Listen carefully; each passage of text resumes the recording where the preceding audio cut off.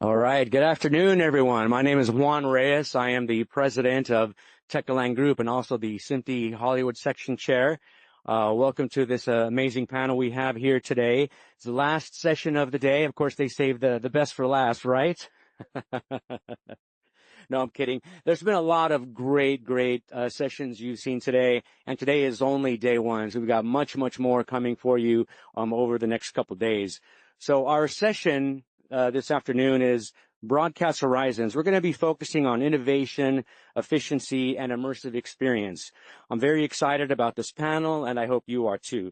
You're going to hear from industry veterans and innovators, and I'd like to introduce them to you now. First of all, on the far end, we've got Terry Harada, the CEO for Astro Design. We've got William Vermost, the Senior Media Technology Architect for EBU. Richard Friedel, the Chair Emeritus for ATSC, and Mathew Goldman, the Vice President, Strategic and Technical Initiatives for Sinclair. So now at this point, I'd like to have each of you just provide our audience with a little bit of introduction of yourself. Starting with you, Terry. So I'm Terry Harada, CEO of Astro Design USA Incorporated. Astro Design has been on the forefront of digital video processing, and we've launched the world's first signal generator back in 1977, and we've expanded that prowess to launch the very first 8K camera back in 2013. And we've been working on this ecosystem for quite some time now. So we think that our advancements in this portion of super high resolution 8K capture and ecosystem is almost ready for everyone. Thank you. Willem. Good afternoon. My name is Willem Vermost. I work now for the EBU, the European Broadcasting Union. And I started off in 1999 at the public broadcasting station VRT in Belgium. And this is where I was passionate about technology and learned more and more that it's not just about SDI or even PAL, but we're moving silently into an IT-based world. And moving on, I thought probably 3 times we're there already, moving from tapes to files and then moving from SDI to 2110. And at the end, I moved back to VRT from EBU, and I thought, okay, let's do something useful with all this technology. Let's apply it and run the operations department. And I discovered, my God, we can be much more efficient. So it drove me back through EBU, and I'll talk about what did come out of that. Great. Thank you. Richard. Hi, Richard Friedel. I'm here representing ATSC from Madeline Nolan. Chair Emeritus because I'm old. That's why I'm Chair Emeritus. Anyway, but before that, 25 years at Fox Television, running engineering and operations at Fox. Know many of you from there. And before that, at ABC and NBC. So I'm a child of the networks. What can I say? Mathew.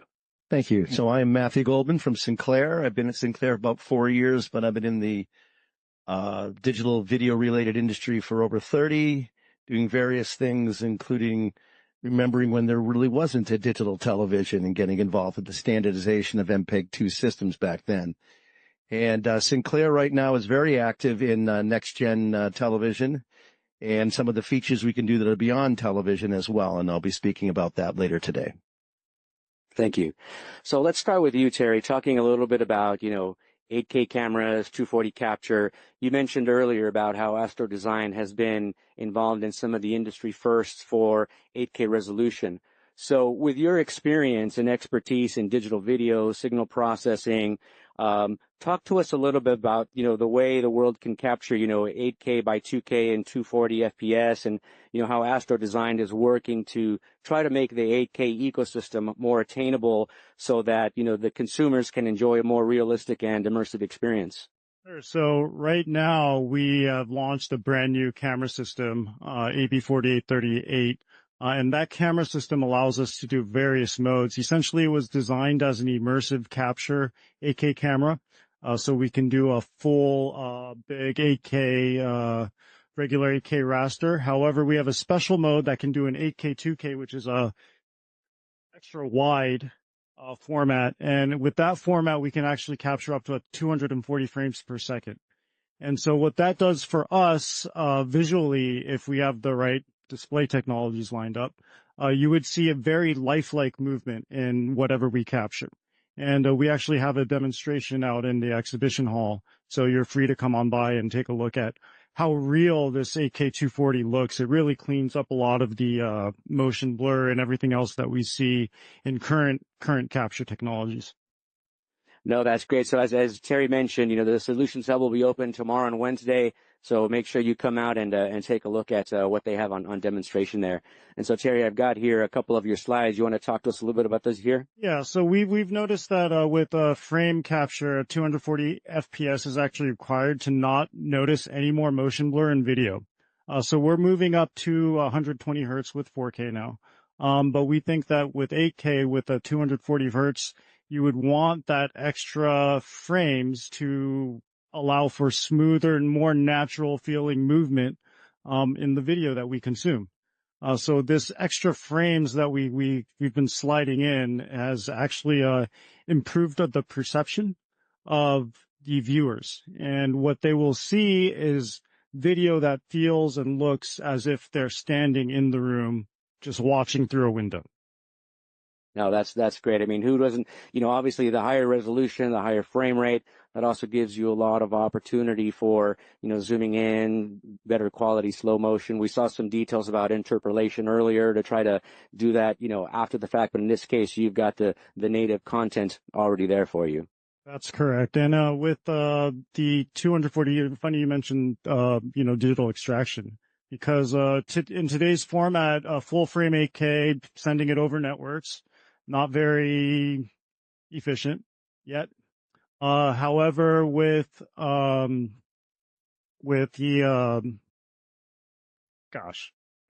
these panels, sometimes you just freeze up, right? With the 240 hertz, I forgot where I was. There it is. Talking to this here, yeah. So with the extra frames that we insert, with the 240 hertz, that extra motion blur simply disappears. And the perception of the video is just more real, all in all. The transmission, because it's so difficult with this type of data, we believe that 8K in today's form should be used more as an 8K digital extraction tool, as opposed to a full frame, sending a full frame of 8K over.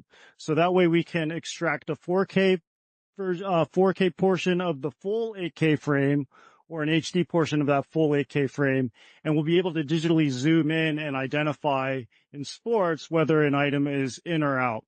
And there has been a white paper that's been released that shows us that you really need that 8K and at least 120 frames to accurately see where someone's foot is. It's about 2 inches of accuracy versus like a foot of accuracy with our current technologies. No, that's great. Obviously, and true, with a higher resolution, even getting it down to 4K, you'll end up with better quality 4K coming from the original 8K image. Now let's talk to us a little bit more about this next slide. Okay, so this is 8K 60 FPS on the right. And this is actually done with our MTF measurements tool, pioneered by Masaoka-san at NHK. And we've used this tool in-house to really identify the image fidelity of lenses and cameras. And with this MFT, we've taken samples for you so that you can clearly see that 8K at 60 frames per second is about 430 TV lines. And 8K 240 FPS is about 2,000 TV lines. And what that allows you to do is it just cleans up the image altogether. Yeah, it's definitely noticeable. It's perceivable, the difference there between the 8K 60 and the 8K 240 for sure. Talk to us a little bit here about the performance related to the graphs you have for the MTF measurement and the visual resolution. So I'm not an MTF expert. However, we do have an expert here, so I'll probably be leaning on him on a little bit of explanation on this. My understanding is that MTF is a module transfer function, and that's all I know about MTF. It gets really complicated. But the gist of it is that you will have a lot more visual recognized resolution available through the digital video, Okay, which is something that hasn't been done. excellent. Oops, I'm going to come back here a little bit. And so talk to me a little more, Terry, about, obviously you guys have been working in the space, 8K cameras.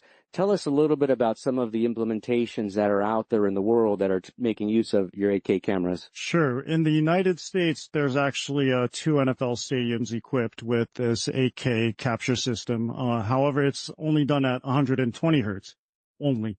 With the help of Evertz Dreamcatcher, we're able to digitally extract from that full frame 8K and showcase a 4K or HD resolution image from that full frame 8K and send it out to the big screen in the stadiums. And we can actually since we're trained right on the lines with no parallax, we can accurately identify whether play items are within play or out of play. And we just see a lot more with the digital zoom capabilities of 8K resolution. You could really get really tight and not see any pixelation. It's something you have to see to believe. Yeah.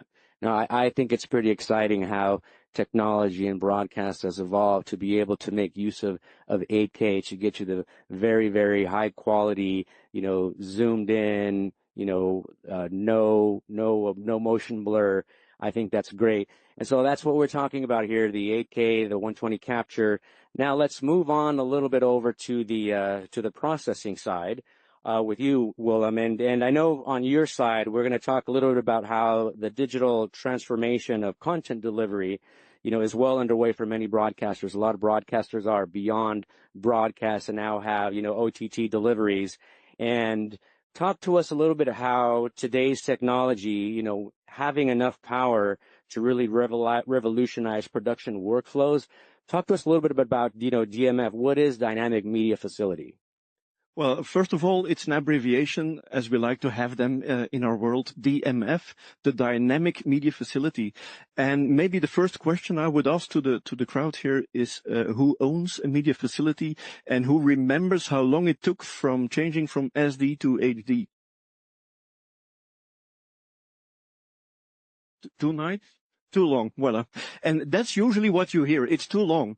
And I think 2016 we had a proof of concept with VRT and EBU, probably one of the first proof of concepts to do a real production studio with 2022-6, if I remember correctly.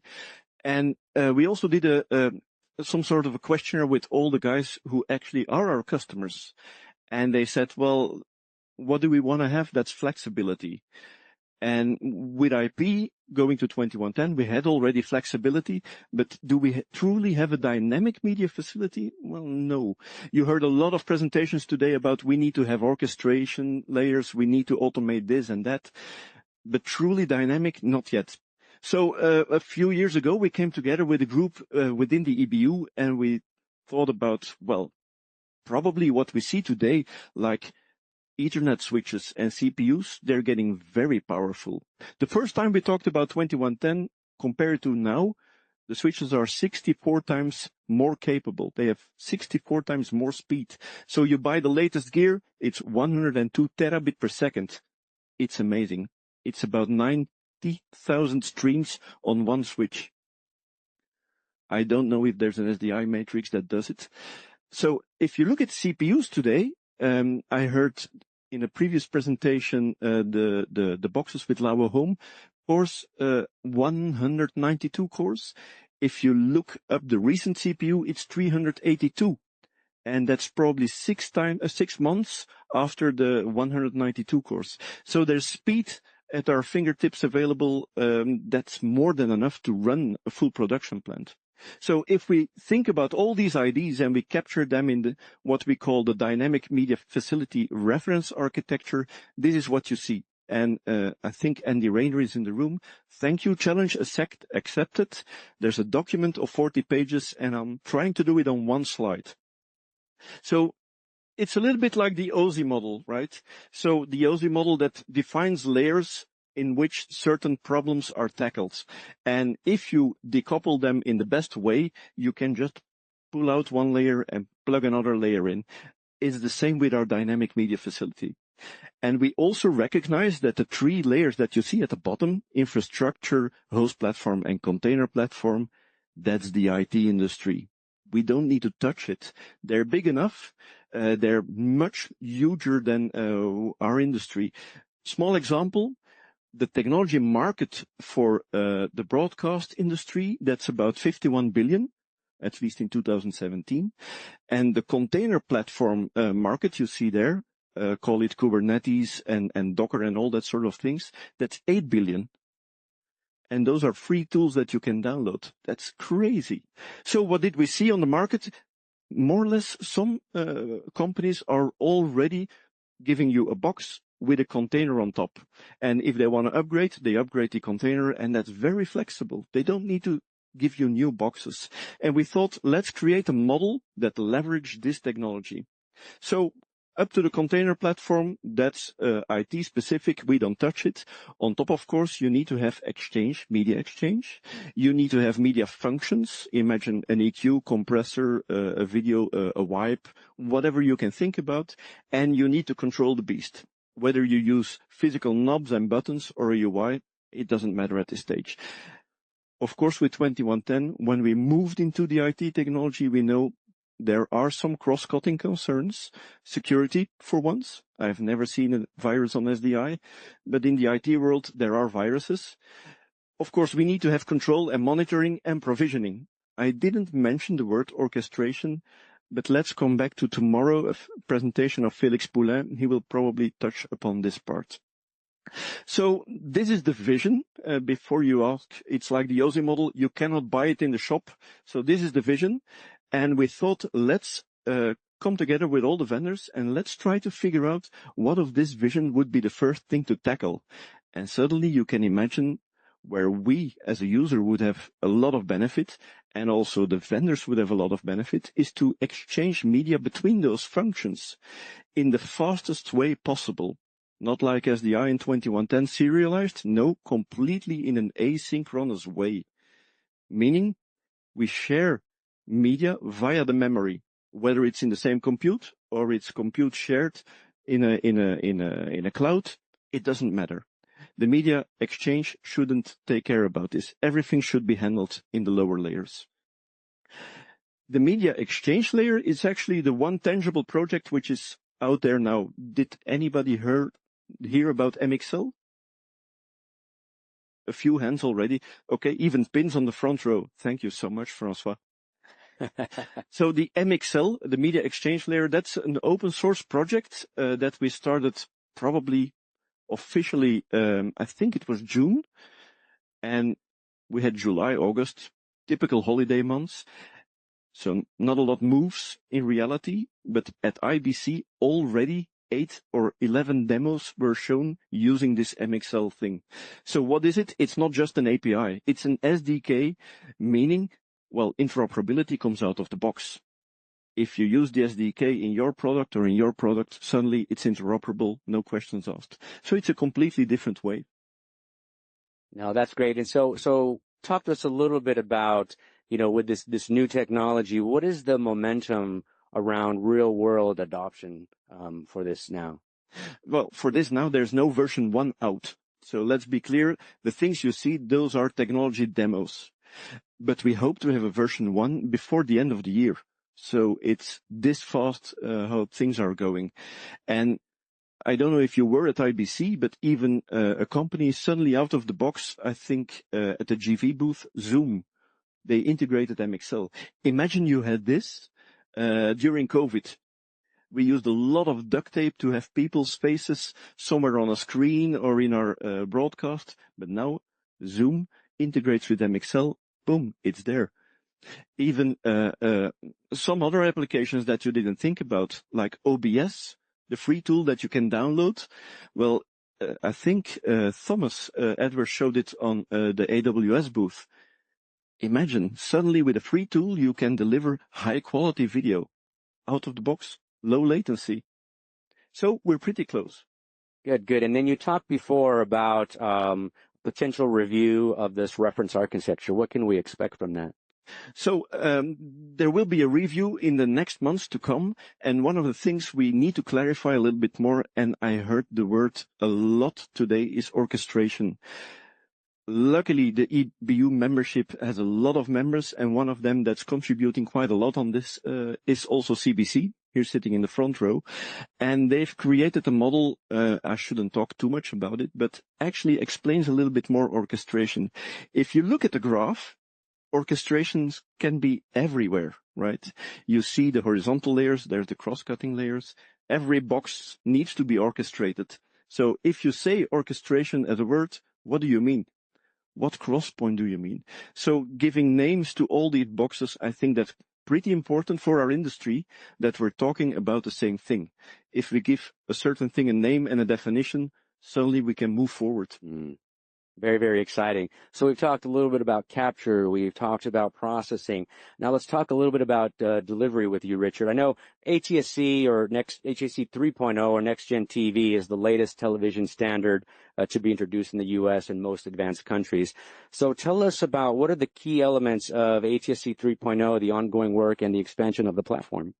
Okay. Excuse me. Thank you, Juan. And you told me to make sure I get through this, and I know I'm standing between ice cream and this crowd. So anyway, so we'll talk about the evolution of broadcasting and 3.0. And most people know this, but just in case, ATSC, we're now called the Broadcast Standards Association. Most people can no longer use acronyms to be acronyms, so we don't either. But most of you know this is the Advanced Television Systems Committee. And I want to just point out that contrary to the general opinion of the world, the A does not stand for American.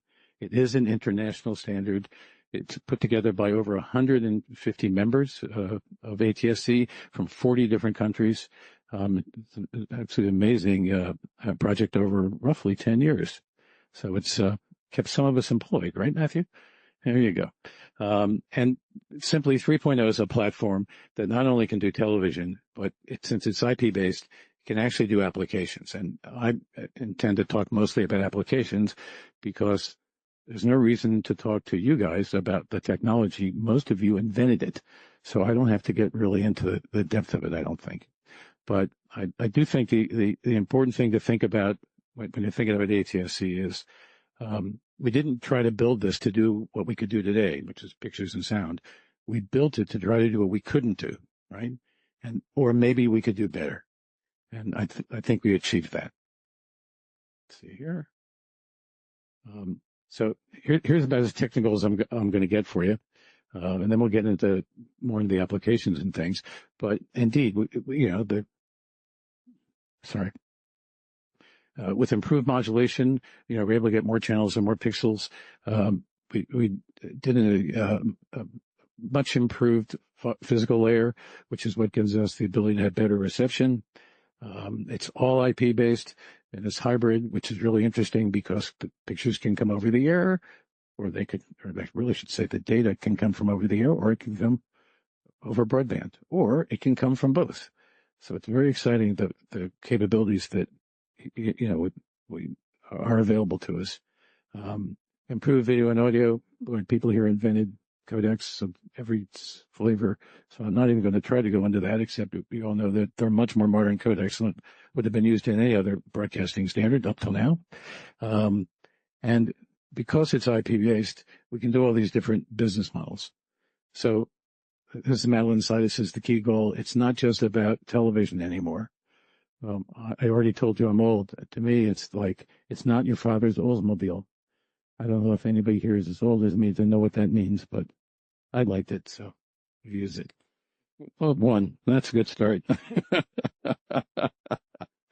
And I will say this, trying to be humble about it, but this is indeed the best communications standard in the world at the moment. I mean, maybe somebody will build a better one, but it improves over everything else that's available. The guys did an amazing job, and all of you guys deserve great credit for that.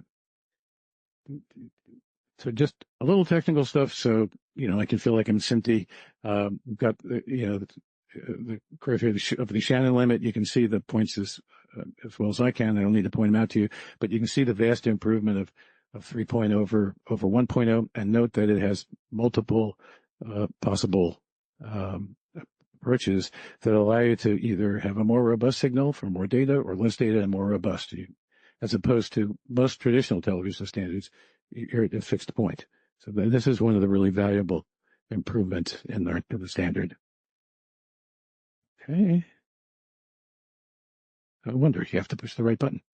And then we talked about PHY. The important thing on the PHY here is, and Mathew's company gets a lot of credit for this, but we have this bootstrap. And it's a really simple concept when you think about it. There's a signal that explains the data that's going to follow. And the way the system is built, you can have different sets of data that do different things. So just remember that when we talk about things later, you can have two different content. You can have two different systems. So you've got a tremendous amount of flexibility, and that adds to its ability to evolve and to, I can't think of the word I wanted. I have the same disease as Terry, I think. Adoption real quick. One of the things we're really proud of, it launched in Korea, as you can see. I'm not going to read this slide to you other than to say not only the United States, you can see picking up stations in the Caribbean, and most excitingly, and it's really exciting for us, is Brazil has announced they're actually on the air now with a slight variant of what's on the United States, which they call TV 3.0 as opposed to ATSC 3.0, or DTV Plus is their acronym instead of Next Gen TV. But it is on there in the 3 cities, as you can see. So that's exciting. And in Canada, there's a bunch of experimenting going on. But in Calgary, they're actually on the air with the system, and I'll talk about that in a second. Let's see here. So major projects, so just people have a sense of what we're up to. We are indeed adding codecs. The BBC has been done. We're talking about audio codecs and maybe some other video codecs that will go into and enhance the standard. We're working on a core broadcast core network, which I'll talk about a little bit later more, and I think Mathew is going to mention it too, but that's work where stations amalgamate their bandwidth. We have an inter-tower communications system, which is really interesting. We're using a little bit of the data that is delivered nominally to consumers, but instead to talk to other portions of the broadcast system. So if you have an SFN, for example, you can communicate and control the SFN using your main broadcast channel. One that's exciting to me is ATSC 5G harmonization. It's really 3GPP harmonization. And you remember I talked about the bootstrap where you can have two different signals. Here you go. This is one of the things it allows. That's really exciting. And you can see, just imagine the capabilities. There's a lot of work going on a thing called BPS, the Broadcast Positioning Service. If you're a government person, you think of it as a PNT, position, navigation, and timing. And that work is to try to provide a backup for GPS. There's a lot of concern about GPS being able to be spoofed and things.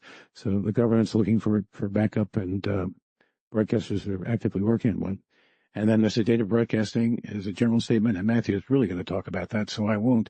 But I just want everybody to recognize these are all applications, right? That are running on this platform, essentially. I have to push the button first. So here's Calgary, I mentioned.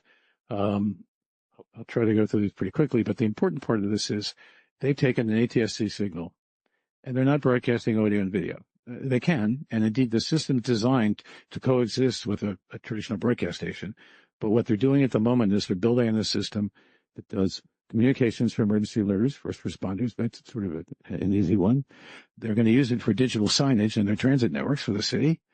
And one of the other digital signage, you see at the bottom right, that I find interesting is they think they're going to make the speed limits dynamic. They're going to change them. I don't know if I like that or not, but it's an interesting idea. You can do IoT downloads to devices, right? Obviously remote education, that's no big surprise. You'd expect to see doing that for their underserved and for rural communities. Here's another project. Sinclair is very involved with this one as well. But just I mentioned the harmonization with 3GPP. This is active work that's going on in India at the moment. The key things on this slide really are that it has been approved as a standard in India. And there are tests going on at the moment. There's that 6-site SFN in Delhi, which is exciting. And they are rolling out additional tests in 19 cities. So some of those have actually rolled out. This slide is a little older. That's a really exciting application that you could see an extension for what people think of as a broadcasting. Here's the core network. Madeline likes to call it the Airbnb of spectrum. I think that's sort of a clever way of saying it. But what it really is most stations have at least a little bit of spare bandwidth. And with the broadcast core network, that spare bandwidth can be amalgamated by a central system, the core network, and it can be turned into a business by reselling, if you will. I shouldn't say selling, I guess, but reusing that bandwidth on a nationwide basis. So that's a pretty exciting application as well. And if you want any more information, it's available there. But I did have something I wanted to say. See, find my final piece of paper here, because I don't remember what it was. I'm sorry.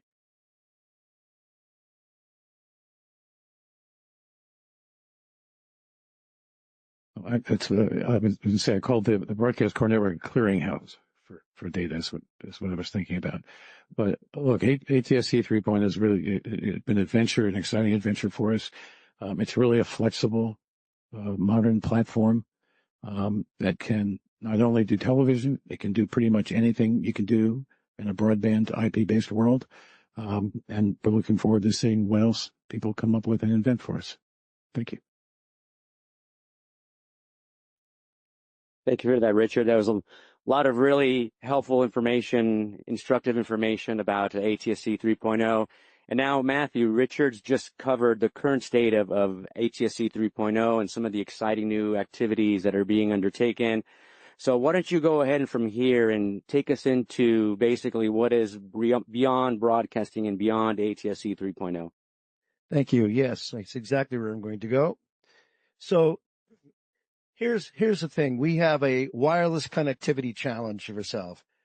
We are like, I'm looking across the room here. Not only does everybody in this room have a handheld wireless device or a laptop in front of them, pretty much I could say that people have 2 or 3 on them. Let's think about that. So global mobile data is doubling every 2 to 3 years. And of course, we all know this. What's our main industry here? Video related in some ways and shapes and form. And that takes a lot of bandwidth up on that. And basically about 3/4 of the network traffic today is video, and it's growing, and it will probably be over 4/5 in just a few years from now. And of course, in addition to it being video, we have our insatiable appetite to have things look more real, whether you're adding augmentation to it or not, or just if you have AI creating something out of nothing, it takes bandwidth to do all that. And also, it's very difficult to deliver some things out into the rural areas because you don't want to really lay cable or fiber. It's better to have over the air or satellite driven things for that because of low density areas. So everybody here knows this because you hear about all the time about how the industry or the government is trying to take spectrum that's being used by other uses today and give it to mobile wireless and that. So we need to create more supply for that. But here's the issue. The main purpose of a cellular network, it's built around one-to-one communication. It's all unicast. Now, yes, there is some support in there for multicast in that, but in general, particularly with our mobile carriers, they do not use that feature. It's not very efficient, and it actually takes away quite a bit from unicast. So we have this nice chart here. I don't know if it's too much of an eye chart. Can you actually read the chart in the back room? Is it lettering big enough? Good for that. So it should be no surprise to you that anything that's involved with one-to-one stuff that's like emails, even emails with a presentation attached to it, or your phone calls or any of them service, they don't really take that much bandwidth though, so it's not that big of a deal. But if you start looking at things that a lot of people want to share, particularly if it's a live sporting event or live news, something's happening in the world. Think about it where you have hundreds of thousands or even millions of people watching the same content, and you're doing that over a mobile network.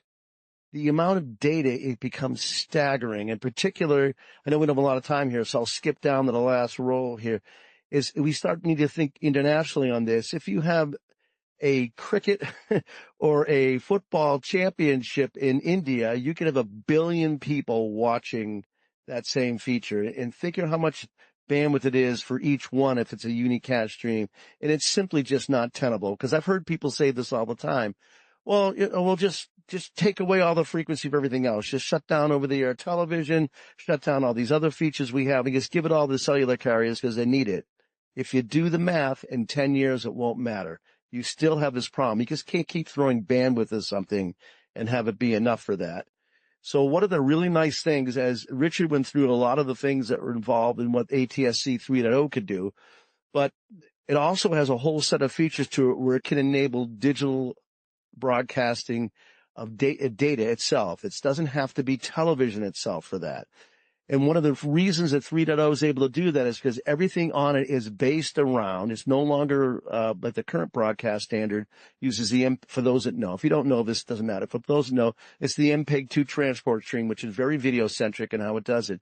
3.0 uses IP as a network interchange layer, and all the IP protocol stuff that you would put on top of that for transport, like TCP or UDP, it all works, which then if you build on top of that, and you realize a lot of the applications that are being written today are plugins are completely compatible to use with 3.0.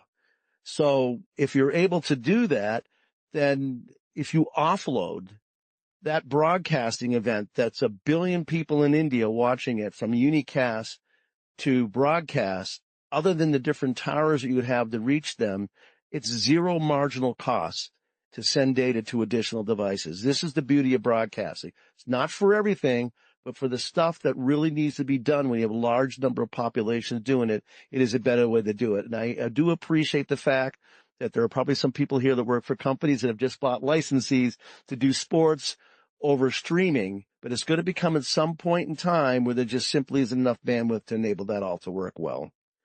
So that's great that broadcasters want to do this, and we can do the spectrum for that.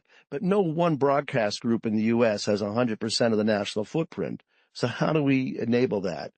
And Richard mentioned this thing called the Broadcast Core Network, which is part of what the 3.0 has as a standard to allow the Airbnb, so that he was talking about, to allow you to be able to share unused capacity. That's really great. That's the standard that is the underpinning of it.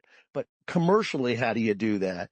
So what happened is a new company has been formed called EdgeBeam, and the founding members are 4 of the largest broadcast groups that are out there. My own company, Scripps, Nexstar, and Gray, in order to be able to monetize or actually be able to commercialize the spare bandwidth in a national footprint play for doing that, and build all the ecosystem that the underpinning standard allows you to do, but to be able to commercially sell it so you can do that offloading. So if somebody says, we're going to have this huge broadcasting and it's on a mobile network, we can work with the Verizons or the AT&Ts and say, wait a minute, for this, it would be less expensive and more capacity for us to offload that to the high power, high towers than it is to do that on the cellular network.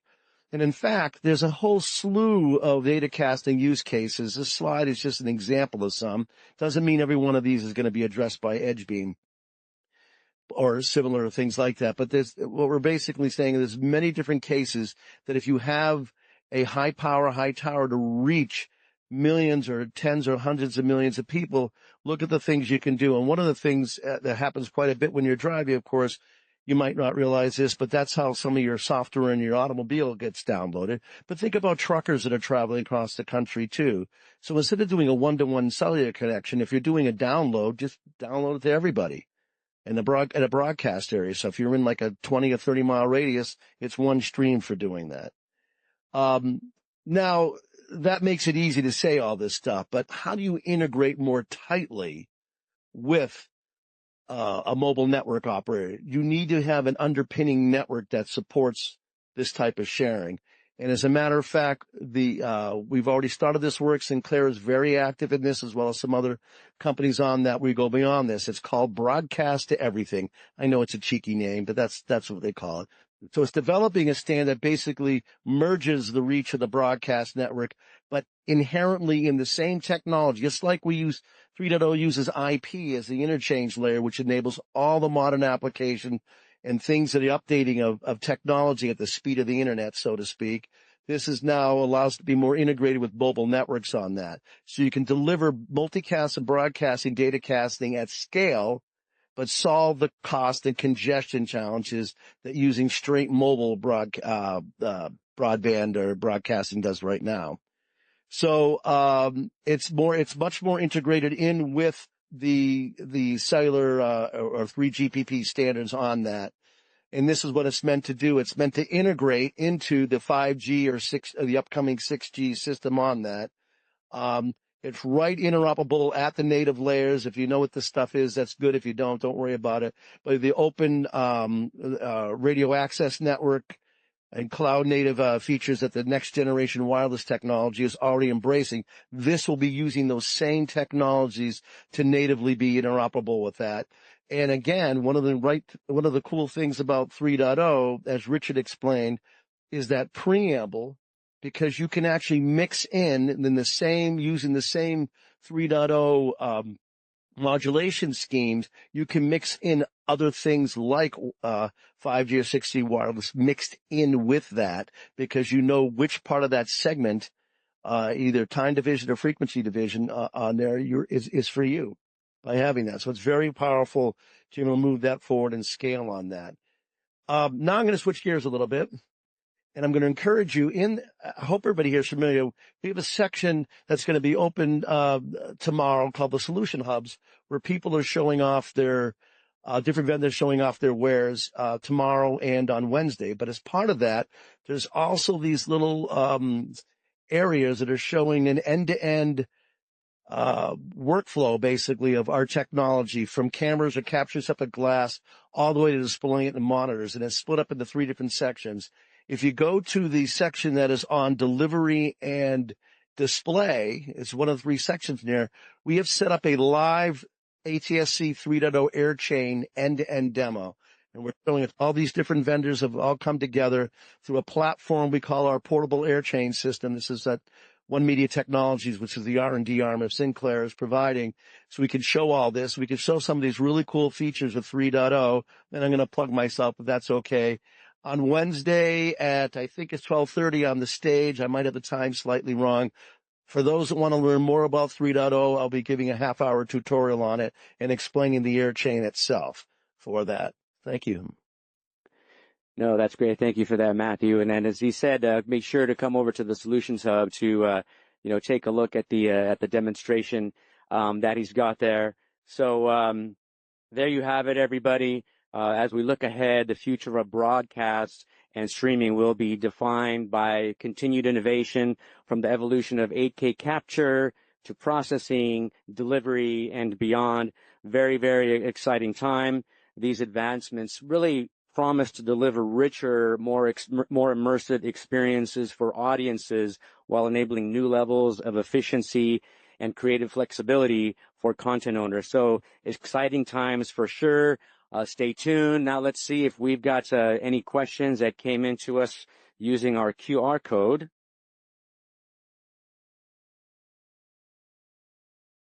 Let's see. This one goes out to Terry Harada. Does Astro supply 8K scopes, and do you have practical recommendations for working with 8K in IP contexts? Sure. So, Astro does not have any 8K scopes, unfortunately. I'm assuming waveform, vector scope, that type of thing. Is that kind of what the ask was? Yeah, unfortunately, that does not exist yet.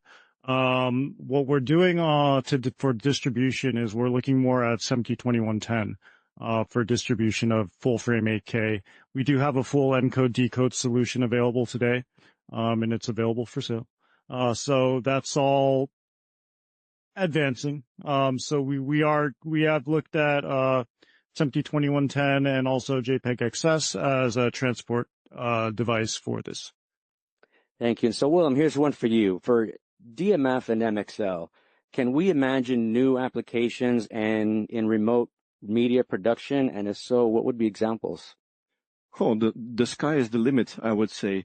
And it's even not particularly to DMF and MXL. There are things possible today, but you can imagine if all of the production is in your cloud on-prem or maybe in the cloud, then you could stream using WebRTC to the home. You can suddenly do your vision switching from the home with whatever streaming protocol available. So I think there is a lot of possibilities down the road, but I'd like to plug in something that you might didn't think about yet, because once the photons hit the lens of the camera and once it hits the memory within your local cloud, suddenly you can use AI from the start of your production process.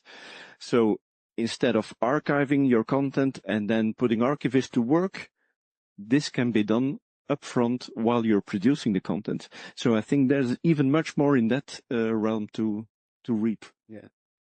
Very, very exciting. So that is the future of broadcast. Thank you all for joining. Thank you for your time, and a big thank you to our amazing speakers here.